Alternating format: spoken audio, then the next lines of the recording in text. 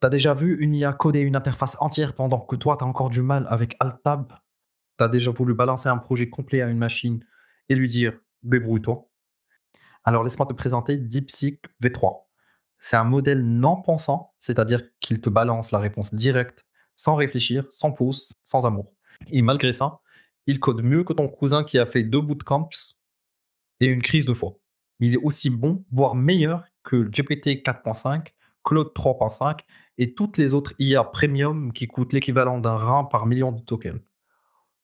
La DeepSeek, c'est open source et ça coûte 0,5 euros le million. Tu fais tourner ça chez toi et tu as une IA qui code une interface à boule flottante dans un hexagone pendant que toi, tu essaies encore de trouver le bon raccourci clavier pour enregistrer. Il est classé numéro un des modèles non pensants, c'est-à-dire qu'il ne cogite pas, il agit, comme un stagiaire sous Red Bull.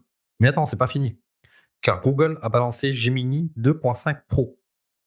T'as déjà rêvé d'un modèle qui lit un roman entier, un code base, ta thèse, ta vie, et qui te répond en 3 secondes?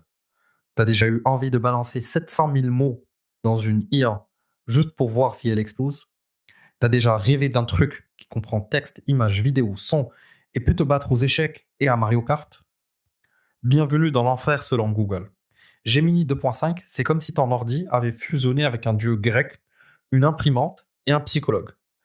Il a un contexte de 1 million de tokens, c'est-à-dire que tu peux lui balancer l'intégralité de ton existence et il va te répondre calmement sans bugger.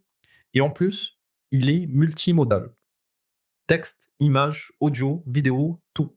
Il peut lire ton code, corriger ta dissertation, analyser ta vidéo de vacances et te dire que tu as mal filmé. Et bien sûr, il explose tous les benchmarks. Genre pas un peu, non. Il écrase la concurrence comme une savate dans une colonie de fourmis. Et tu peux le tester gratos. Dans Google AI Studio, oui, oui, c'est gratos. Pendant ce temps, d'autres modèles te font payer 10 balles pour un haïku mal traduit. Conclusion, on vit dans un monde où tu peux créer une planète, coder un jeu, te faire remplacer par ton clone vocal en une après-midi. Toi, t'es là, à peine réveillé, pendant que 3 IA open source ont monté une startup, rédigé une thèse et t'ont mis à l'appart.